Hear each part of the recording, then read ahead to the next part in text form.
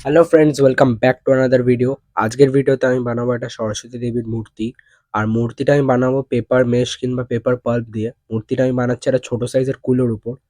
তো প্রসেসটা একটু লং আর একটু টাইমও লাগবে এটা বানাতে, মানে বেশ কয়েকদিন টাইম লেগেছে আমার। তো বেশি দেরি না করে আমি ভিডিওটাকে চালু করি, আর তোমরা লাইক সাবস্ক্রাইব করবে তো ভুলবে না, কেননা ভিডিওটা কিন্তু বানাতে অনেক অনেক অনেক কষ্ট করতে হয়েছে আমাকে। So let's start the video. তো এখানে আমি একটা ছোট সাইজের কুলো নিয়ে তার উপর হোয়াইট অ্যাক্রিলিক কালার পেন্ট করে দিয়েছি। এবার আমি এই কুলোটার উপর একটা রাফ পেন্সিল দিয়ে স্কেচ করে নিয়েছি ফিগারটার।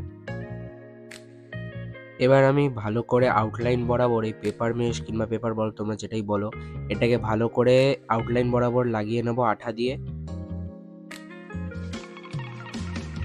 তোমরা যদি চাও যে এই পেপার মেশ কিংবা পেপার পাল্প কী করে তৈরি করতে হয় এটা দেখতে, তাহলে তোমরা কমেন্ট করতে পারো, আমি সেপারেটলি ভিডিও দিয়ে দেবো।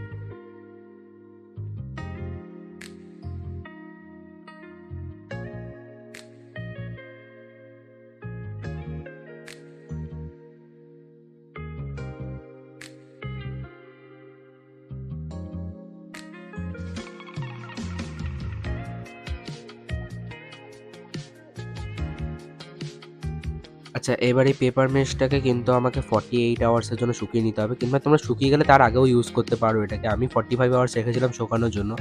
আর তারপরে আমি এর উপর অ্যাপ্লাই করে দিচ্ছি কিছুটা খড়ি মাটি, কেননা তোমরা দেখতে পাচ্ছ এই পেপার মেশ কিংবা পেপার পাল্পের সারফেসটা না খুব আনইভেন হয়ে রয়েছে। তো এই খড়ি মাটিটা দিলে এটা একদম প্লেন আর স্মুথ হয়ে যাবে।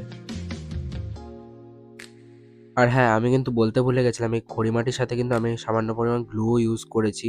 নাহলে কিন্তু এটা পরে গুঁড়ো গুঁড়ো হয়ে হাতে উঠে আসতে পারে, আর কালার করার সময় অসুবিধা হবে।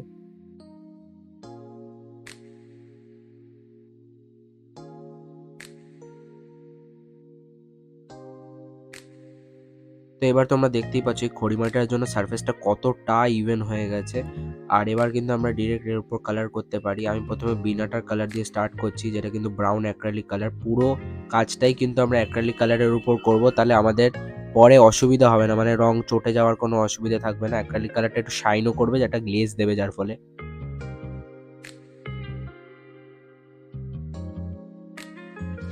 এবার আমি করে দিচ্ছি হলুদ রঙের একটা শাড়ি, আর এই শাড়িটার কিন্তু আমি লাল রঙের পাড় দেবো।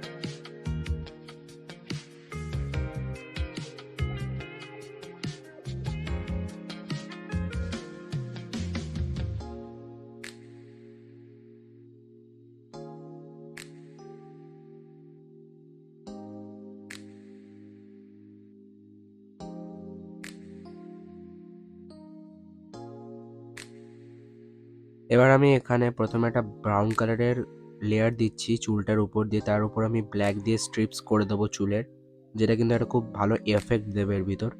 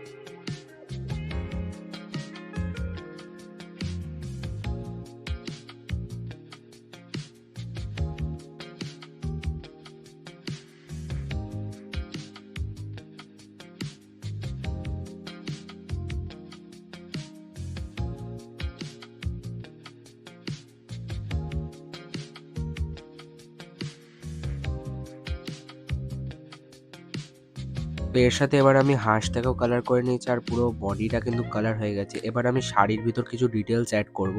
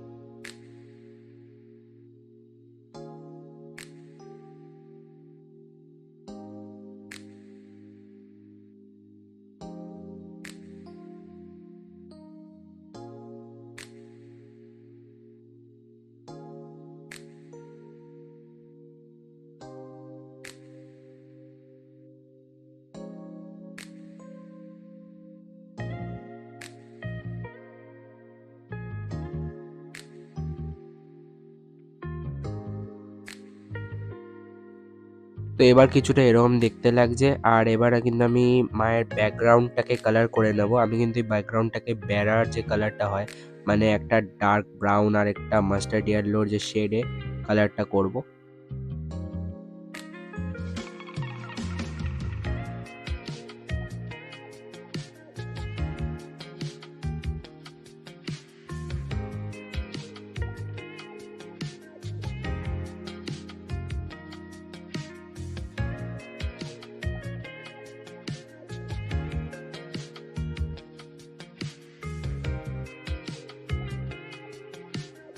আচ্ছা, তো এবার যে বর্ডারটা রয়েছে কুলোটার, এই বর্ডারটাকে আমি কিছুটা বার্নিশ উডের কালার করে নেব। আর এই বার্নিশ উডের কালারটা করার ফলে না আমার নিজের চোখে খুব ভালো দেখতে লাগছে এটাকে। জানি না তোমাদের কেমন লাগছে, তোমরা অবশ্যই কমেন্ট করে জানাবে। আর এবার কিন্তু আমি শাড়ির ভিতরেও কিছু ছোটোখাটো ডিটেলস দিয়ে দিয়েছি। এবার কিন্তু আমি ঠিক চোখের উপরে একটা পিঙ্ক কালারের শেড দিয়ে দিচ্ছি, দিয়ে তার উপর আমি চোখটাকে আঁকবো।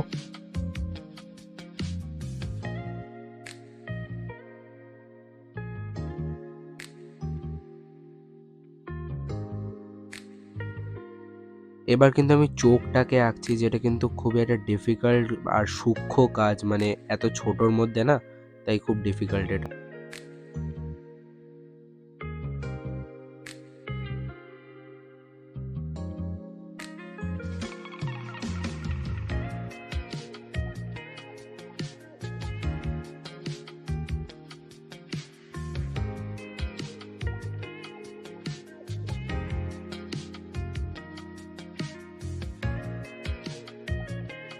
এবার আমি ঠোঁটটাকে কিছুটা রেড আর পিঙ্ক শেড দিয়ে করে নিচ্ছি।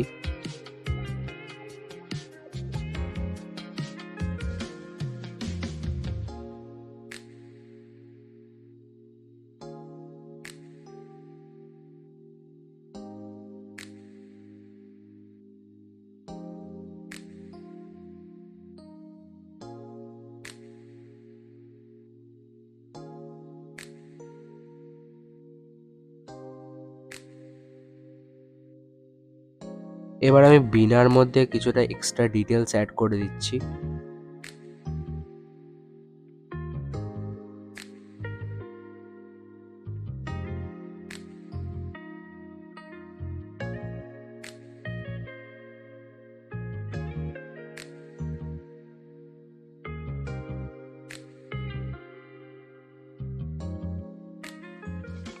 আর আমি এবার চুলে একটা ছোট্ট করে ফুল এঁকে দিয়েছি আর একটা কানে কানে দুল পরিয়ে দিয়েছি। আর এবার কিন্তু ফাইনাল রেজাল্টটা তোমরা দেখো।